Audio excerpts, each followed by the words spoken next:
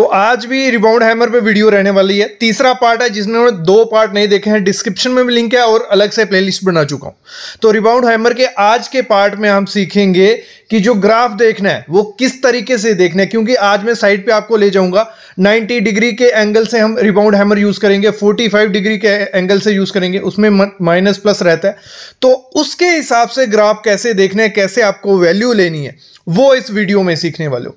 तो मेरे ख्याल में प्रोसेस जिसको देखने की क्या प्रोसेस रहता है, कैसे मीन वैल्यू निकालती हैं, हाईएस्ट कितना एरर आ सकता है, लोएस्ट कितना एरर आ सकता है, वो दूसरा पार्ट था, वो भी डिस्क्रिप्शन में लिंक है। तो अभी मैं आपको साइड पे ले जाता हूं।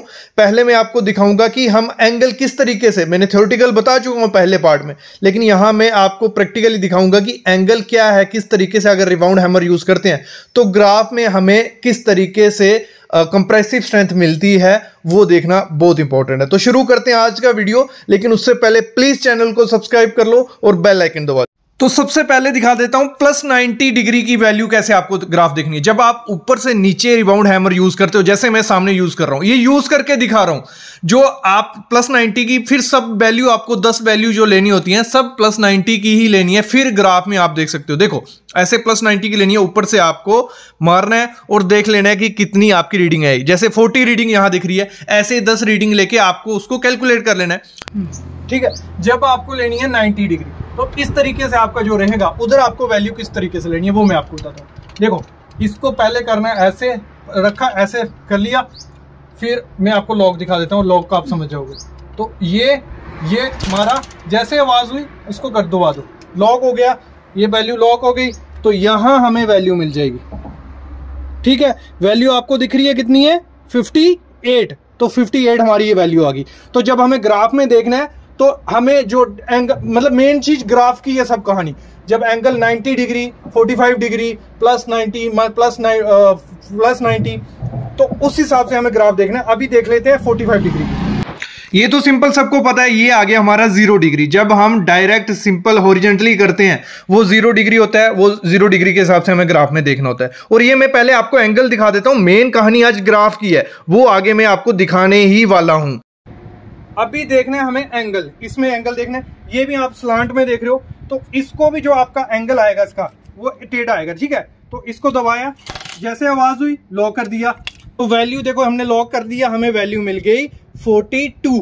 तो मेन बताना क्या था आपको, जब एंगल चेंज होगा आपका ग्राफ की रीडिंग चेंज होगी, ठीक है। तो ये थोड़ा आपको दिख रहा होगा, एंगल थोड़ा ऐसे है, मतलब इसका एंगल ऐसे है, तो यहां हमारी जो वैल्यू बनेगी वो 45 डिग्री के हिसाब से बनेगी। तो हमारा प्लंगर देखो, प्लंगर इस तरह से पूरा टच होना चाहिए प्लंगर आपका।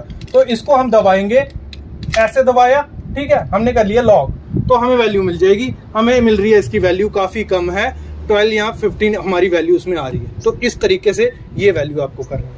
रीडिंग्स का आपको पता चल गया कि साइड पे अगर 45 डिग्री कैसे होता है, 90 डिग्री, 0 डिग्री, सब कुछ पता चल गया। अगर इस हिसाब से आपको वैल्यू लेनी हो, ले ली। फिर मेन काम आज के आपका हमारा वो है ग्राफ देखने। हमें ग्राफ से सब वैल्यू निकलेंगे। आर वैल्यू मिल जाती है, लेकिन कंप्रेसिव स्ट्रेंथ के लिए आपको क्या देखना पड़ता है, ग्राफ। तो ग्राफ दिखाता हूं, ग्राफ कैसे देखना और कैसे सीखना है उसको। देखो सबसे पहले समझना, अगर हमने जो पहले ली थी सबसे पहले 90 प्लस 90 डिग्री की वैल्यू, पहले जो एंगल दिखा देता हूं आपको, जो थे एंगल, ये देखो, ये ग्राफ है प्लस 90 डिग्री का, ये लाइन है माइनस 90 डिग्री की, ये बीच वाली 0 डिग्री का, ये माइनस 45 डिग्री, ये प्लस 45 डिग्री। तो इस हिसाब से ये लाइंस होती हैं। अभी एग्जांपल लेते हैं, जैसे हमने प्लस 90 डिग्री का पहले वैल्यू ली थी, हमने 10 वैल्यू उसकी ले ली, चलो मान लो 10 वैल्यू ली, और एवरेज हमारा आया 40 डिग्री, 40 वैल्यू आई, आर वैल्यू, 10 वैल्यू का मीन निकाला हमने, 40 हमें मिली। तो किस हिसाब से ग्राफ हमें देखना है वो देखना होता है। 40 हमें मिली थी, तो यहाँ 40 पे शुरू करनी है हमने, तो ये हम पहुंच गए प्लस 90 डिग्री ग्राफ पे। ये लाइन है उसकी प्लस 90 डिग्री की, ये ठीक है, ये लाइन है। तो यहाँ पहुंचना है आपको, ग्राफ को जैसे टच करोगे फिर आपको हॉरिजॉन्टली यहाँ जाना है, ये यहाँ चले जाना है। तो हमें मिल गई जो हमारी वैल्यू है, तो वो आई 30 न्यूटन पर mm स्क्वायर। उस चीज की स्ट्रेंथ है कितनी, पर mm स्क्वायर।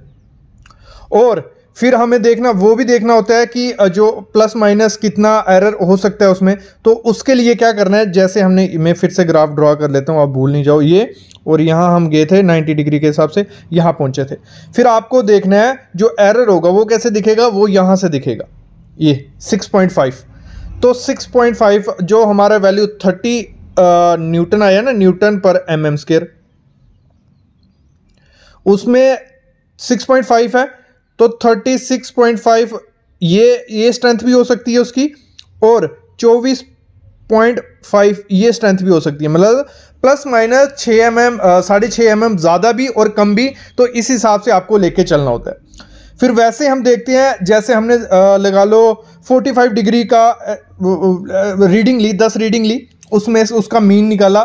मीन कैसे निकलेगा, 10 रीडिंग को प्लस कर दो, 10 से डिवाइड कर दो, तो हमारी वैल्यू कुछ आई लगा लो 35।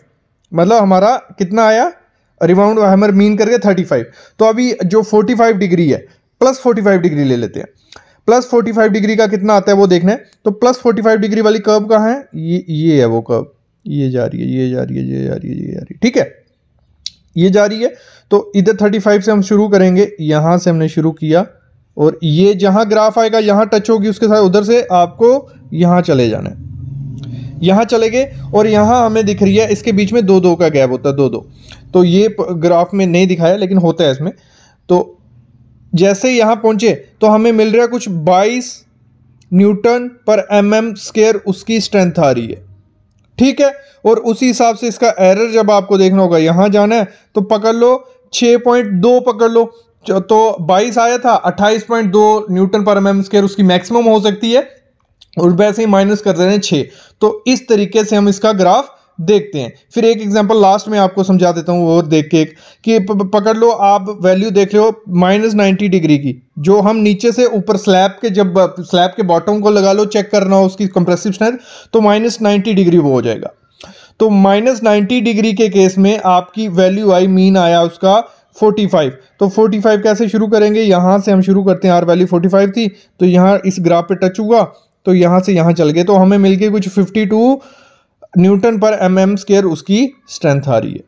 तो इस तरीके से ग्राफ देखा जाता है। सारी कहानी किसकी है, रिबाउंड हैमर के एंगल की और ग्राफ की। अगर दोनों चीजें आ गई तो रिबाउंड हैमर कुछ नहीं है। फिर देखो, एक बार फिर से आपको आर वैल्यू की हेल्प से समझा देता हूं। जो हमने किसी भी डिग्री पे आर वैल्यू ली है, तो उसके हिसाब से लेयर आर वैल्यू की हेल्प से समझते हैं। हमारी आर वैल्यू कितनी थी, 55 कितनी 55 थी।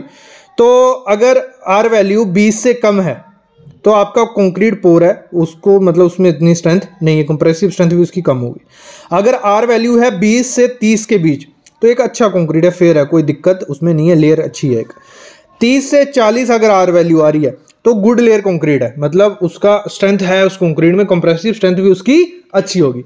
अगर आर वैल्यू 40 से ज्यादा आ रही है तो उसकी r value very good hard layer, मतलब एक अच्छी कंपैक्शन, प्रॉपर कंपैक्शन कंक्रीट का हुआ है, वॉइड्स कोई नहीं है उसमें, स्ट्रेंथ बहुत अच्छी है। और इसी से पता चलता है कि हमारे NHI के जो पायर्स बनाए हैं बहुत अच्छी स्ट्रेंथ है उनकी, कोई उसमें दिक्कत नहीं है। तो इस तरीके से होता है। ये आज का जो वीडियो थी, ये 3rd पार्ट था हमारा। तो इसमें आई होप आपने काफ़ी चीज़ें सीखी होगी। अगला एक 4th पार्ट, लास्ट पार्ट रहेगा, जिसमें कैलिब्रेशन के बारे में थोड़ा मैं आपको बताऊंगा कि रिबाउंड हैमर की कैलिब्रेशन कैसे होती है, क्या है क्या नहीं। और फिर मैं आपको जो कॉलम है, नॉर्मल जो लोग घर की कंस्ट्रक्शन, रेजिडेंशियल घर की कंस्ट्रक्शन करते हैं, यहाँ कंक्रीट का ग्रेड का कुछ लेना देना नहीं होता है, तो उनकी क्या कंप्रेसिव स्ट्रेंथ बन रही है, उनकी लाइफ कितनी होगी कॉलम की, वो मैं आपके लिए लेके आऊंगा। तो अभी मैं अलविदा लेता हूं, लेकिन प्लीज़ चैनल को सब्सक्राइब करो, दोस्तों के साथ शेयर करो, और कमेंट लाइक जरूर किया करो, थोड़ी मोटिवेशन मिलती है। Thank you guys.